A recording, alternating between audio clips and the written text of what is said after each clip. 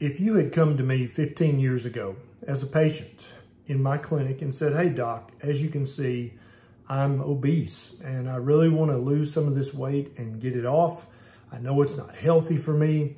The advice that I would have given you back then would be completely and entirely unhelpful.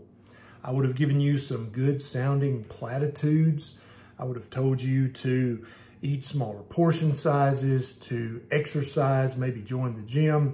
I would have told you to eat out of smaller plates, use smaller glasses, turn off the TV when you eat. I would have given you all these good sounding advice nuggets that in reality would not have helped you a single bit in your weight loss journey.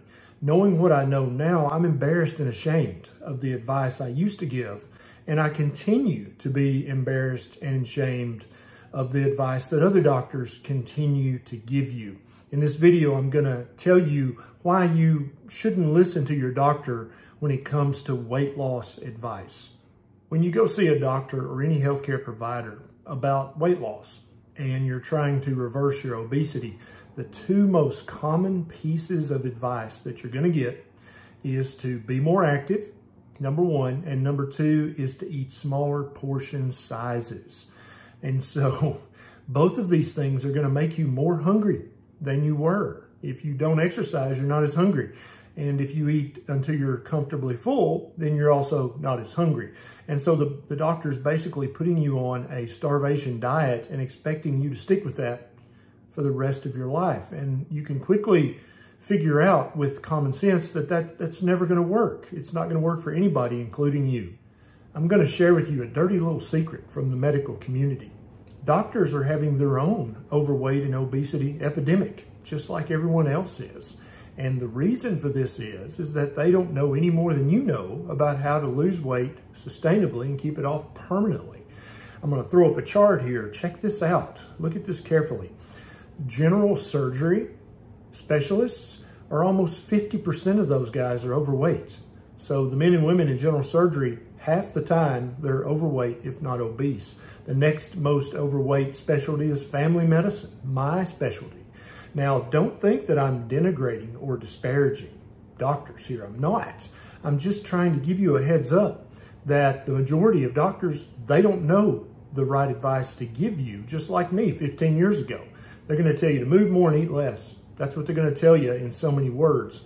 You go to your family physician and over 40% of them are overweight or obese. They don't know what to tell you. They're going to tell you to eat more and move less. The next is gastroenterology, over 40% overweight or obese. The next is critical care, pulmonary medicine, OBGYN, basically all, and there's cardiology. They're way up high in the list of being overweight or obese. And it's well known in medicine that if you're overweight or obese, your risk of a heart attack or a stroke is elevated. So cardiologists who should be giving very good nutrition advice are either not following their own advice, which I doubt. I think they are following their own advice, but they're overweight or obese. I used to be morbidly obese as a family physician and would have to give people weight loss advice. And that was very uncomfortable for me. And it had to be almost through the looking glass for my patients. Being overweight or obese increases your risk of dying from almost all causes, especially cardiovascular causes. And it's probably not that being overweight makes you have a heart attack.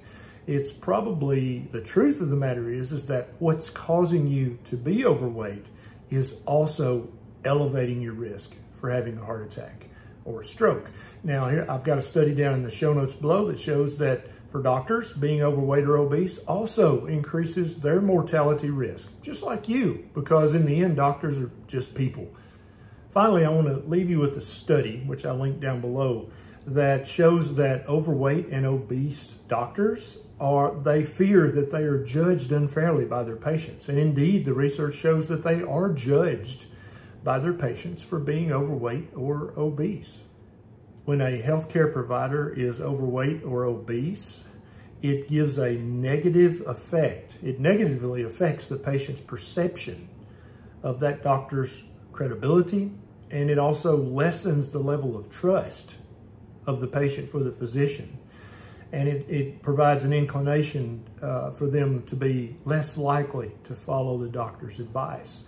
And a lot of people would say, well, those patients are being very inconsiderate. They're judging these overweight doctors harshly, and they're not listening to these doctors. Now, if an overweight doctor is giving you information about an infectious disease or a trauma, then I don't think that has any bearing on their advice. I think you should listen to their advice. But if an overweight or obese doctor is giving you advice on weight loss, that's a weird situation, isn't it? It's kind of like if you went over to your neighbors for dinner and the food was atrocious, but then at the end of the meal, your neighbor gave you a business card and said, hey, I'm teaching a cooking class.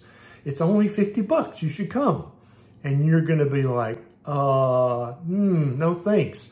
Or if your mechanic has a yard full of cars that won't start, yet your mechanic is trying to give you advice on how to help your car run, that's going to freak you out. That's going to be very incongruous. And I think when an overweight or an obese physician or other healthcare provider gives a patient weight loss advice, it provides an incongruity that makes the patient question the doctor.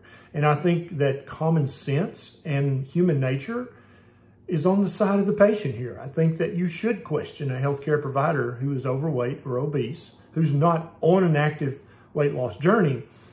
You should question them and say, why should I follow your advice? Are you not following your own advice? Or is your advice just wrong? There are definitely specific steps you can take, whether you're overweight, obese, morbidly obese, to reverse your overweight situation. There's step 1, 2, 3, 4, and 5. It's very simple. It's inexpensive. It's sustainable. It's delicious. I have 2 playlists on this channel that will help you understand these simple steps and start to take them yourself at home for free. No side effects, no copay, no prior authorization. You can just start today. The first one is Keto 101 playlist, and the other is the Carnivore Diet 101 playlist. I'm going to pop both of those up here and here at the end of this video. Pick the one that sounds right for you and get started today. It's not your fault that you're overweight, but it is your problem. This is Dr. Barry. I'll see you next time.